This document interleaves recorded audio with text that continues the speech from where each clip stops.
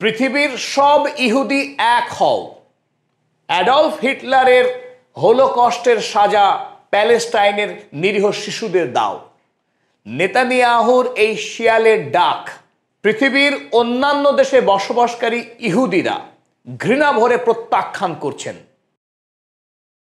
ইহুদি ধর্ম এবং জায়নবাদের মধ্যে একটা মৌলিক ফারাক আছে। এই দুইয়ের মধ্যে লক্ষণ রেখা টানতে চাইছেন এখন এই ইহুদিরা। আর এই জায়গাতেই লুকিয়ে আছে ইসরায়েল রাষ্ট্রের ধ্বংসের গল্প। আগামী 10 বছরের মধ্যে ইসরায়েল রাষ্ট্রের পতন অনিবার্য। ঠিক কোন কোন দিক থেকে ইসরায়েল রাষ্ট্রের এই পতন হতে চলেছে তা আমরা তথ্যভিত্তিক আলোচনার মাধ্যমে এই ভিডিওতে তুলে ধরব।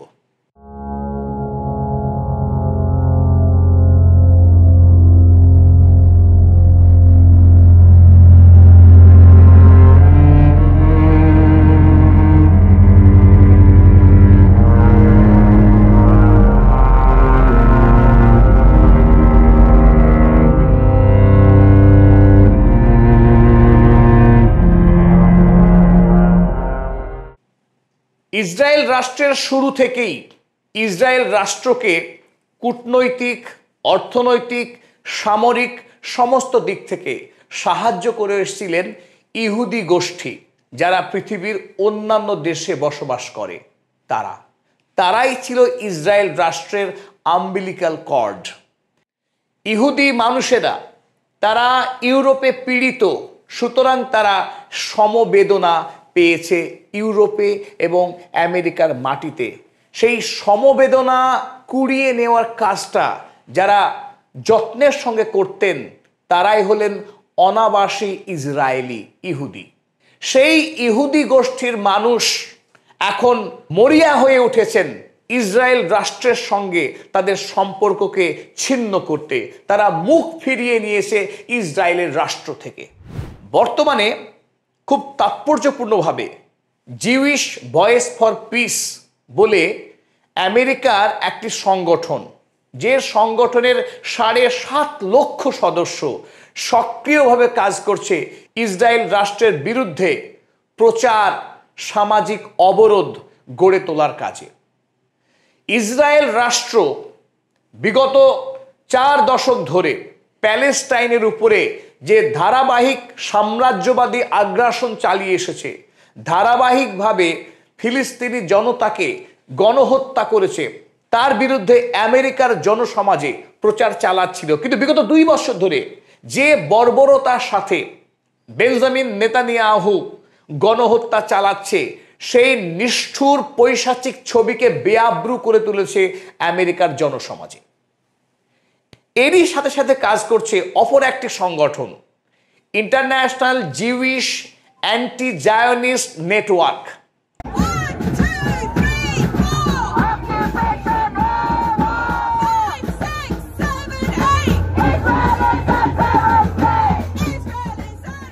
এই সংগঠন সরাসরি মনে করে ইসরায়েল রাষ্ট্র অবৈধ। আরব ভূমিতে সম্পূর্ণ বেআইনিভাবে, অবৈধভাবে এই ইসরায়েল রাষ্ট্র তৈরি হয়েছে। সুতরাং এই ইসরায়েল রাষ্ট্রকে উচ্ছেদ করে দিয়ে প্যালেস্টাইনে ফিলিস্তিনিদের পুনর্বহাল করতে হবে।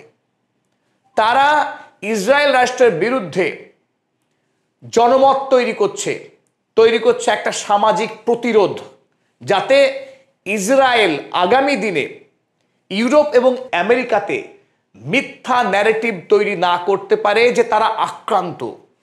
তারা জার্মানিতে যে হোলোকস্টের শিকার হয়েছিল তার বদলা ইউরোপে না নিয়ে তারা এশিয়া মহাদেশে নিরীহ ফিলিস্তিনিদের উপরে নিচ্ছে। এই যে বর্বরতার ছক, সেটা ফাঁস করে দিয়েছে এই ইন্টারন্যাশনাল জিউইশ অ্যান্টি জায়নিস্ট নেটওয়ার্কের সদস্যরা। আমেরিকার বিখ্যাত দৈনিক ওয়াশিংটন পোস্ট 2025 সালেই একটি জনসমীক্ষা করেছিল। সেই সমীক্ষাতে একটা চাঞ্চল্যকর তথ্য উঠে এসেছে। এখানে জানা গেছে আমেরিকায় বসবাসকারী 48% ইহুদি মানুষ মনে করে প্যালেস্টাইনের উপরে ইসরায়েল রাষ্ট্র সম্পূর্ণরূপে অন্যায় করছে। আর এদের মধ্যে 39% সরাসরি মনে করে ইসরায়েলের জায়নিস্ট সরকার প্যালেস্টাইনে গণহত্যা চালাচ্ছে। এই প্রচারগুলি আস্তে আস্তে আমেরিকা এবং ইউরোপের সমাজে ইসরায়েলের জায়নবাদী সরকারের বিরুদ্ধে একটা জোরালো মতামত তৈরি করছে। ইসরায়েল রাষ্ট্রের জায়নবাদী ইহুদিদের সাথে আমেরিকা বা ইউরোপের ইহুদিরা যে একমত নয়, বরং তারা ইসরায়েল রাষ্ট্রের ইহুদিদের বিরুদ্ধে, তার একটা সাম্প্রতিক প্রমাণ পাওয়া গেল গ্লোবাল সুমুদ ফ্লোটিলাতে। এই ফ্লোটিলাতে যে ত্রাণকর্মীরা, যে মানবকর্মীরা গাজায় অবরুদ্ধ ফিলিস্তিনিদের জন্য ত্রাণ নিয়ে আসছিলেন, তার মধ্যে একটা বড় অংশের মানুষ ছিলেন ইহুদি। এই ইহুদি ধর্মের মানুষেরাই বরং তারা বললেন যে এটা আমাদের দায়, এটা আমাদের কর্তব্য গাজায় অবরুদ্ধ ওই ফিলিস্তিনিদের মুখে খাবার পৌঁছে দেয়া। ঠিক এই ঘটনা থেকেই প্রমাণ হয় যে জায়নবাদী ইহুদি এবং ইহুদিরা এখন আর এক চিন্তায়, এক ভাবনায় বাঁচেন না। ইউরোপে আল জাজিরা মাত্র কয়েকদিন আগে একটি সমীক্ষা চালিয়েছিল, যে সমীক্ষাতে তথ্য উঠে এসেছে যে সেখানকার 76% ইহুদি মানুষ তারা তাদের নিজেদের ইহুদি পরিচয়কে গোপন রাখে। কারণ ইউরোপে এখন ইহুদি বিরোধী একটা শক্তিশালী মতামত গড়ে উঠেছে। ইহুদি মানুষদেরকে ইউরোপের অন্য ধর্মাবলম্বী মানুষরা ঘৃণা করতে শুরু করেছে। তাদের প্রতি মানুষের সহানুভূতি এখন ঘৃণায় পরিণত হয়েছে।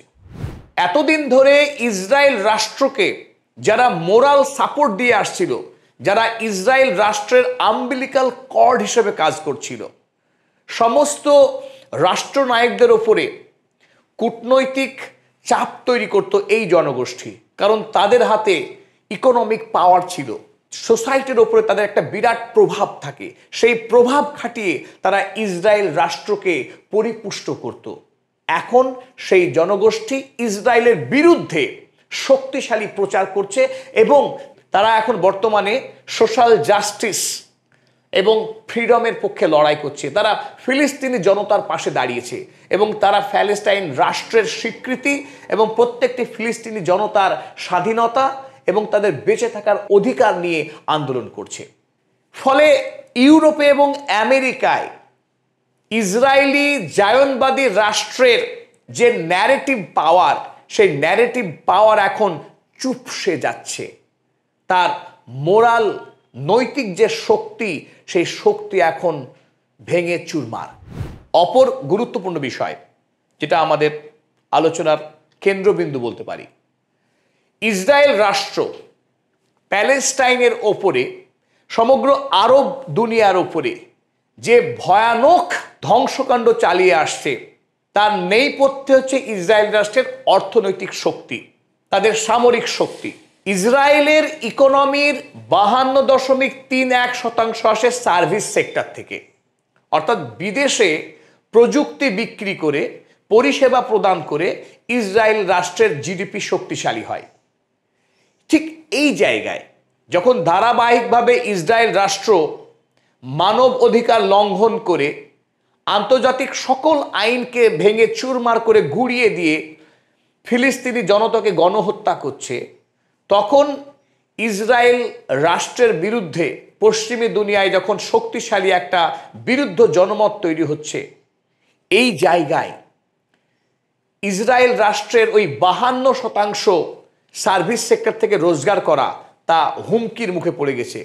সম্প্রতি মাইক্রোসফট কোম্পানি বিজ্ঞপ্তি দিয়ে জানিয়েছে তারা আগামী দিনে ইসরায়েল রাষ্ট্রের আইডিএফ সেনাবাহিনীকে কোনো রকম আর প্রযুক্তি সহায়তা দেবে না। শুধু মাইক্রোসফট নয়, আরো অনেক কোম্পানি তারা এখন ধীরে ধীরে ভাবতে শুরু করেছে ইসরায়েল এই গণহত্যাকারী রাষ্ট্রের সঙ্গে তাদের ব্যবসায়িক সম্পর্ক টিকিয়ে রাখা কতটা বৈধ হবে। এই প্রেক্ষিতে আমরা ইতিহাস স্মরণ করতে পারি। 1933 সালে ক্ষমতায় আসার পর অ্যাডলফ হিটলার নিজেকে ধীরে ধীরে একটি প্রকাণ্ড শক্তিশালী রাষ্ট্রনায়ক হিসেবে তুলে ধরেছিলেন এবং তিনি প্রায় নিজেকে যিশু খ্রিস্টের মতো মসিহা হিসেবে নিজেকে দাবি করেছিলেন। সেই সময়ে প্রলুব্ধ হয়ে জার্মানির সব বড় বড় কোম্পানিগুলো তাকে প্রচুর পরিমাণে অর্থনৈতিক সাহায্য দিয়েছিল, তার ঝুলি ভরিয়ে দিয়েছিল BMW, Volkswagen, Mercedes Benz, Hugo, Boss, এই ধরনের কোম্পানিগুলো, যারা পরবর্তীকালে নাজি বর্বরতা দেখে 2000 সাল থেকে শুরু করে এই Mercedes Benz, BMW, Volkswagen, Hugo, Boss বারবার পৃথিবীর মানুষের কাছে ক্ষমা চেয়েছে। তারা স্বীকার করেছে অ্যাডলফ হিটলারকে অর্থনৈতিক সাহায্য করা তাদের জন্য মারাত্মক অন্যায় হয়েছে, তারা ভুল করেছেন। ঠিক একই কথা আজকের দিনে দাঁড়িয়ে গুগল, ইলন মাস্ক এদের ক্ষেত্রে প্রযোজ্য। গুগল এবং ইলন মাস্কের যে কোম্পানিগুলো এখনো পর্যন্ত ইসরায়েল রাষ্ট্রকে সামরিক এবং নানান ধরনের প্রযুক্তিগত সাহায্য দিচ্ছে, তাদেরকেও আগামী দিনে নাক্ষর দিতে হবে, তাদেরকে পৃথিবীর মানুষের কাছে ক্ষমা চাইতে হবে।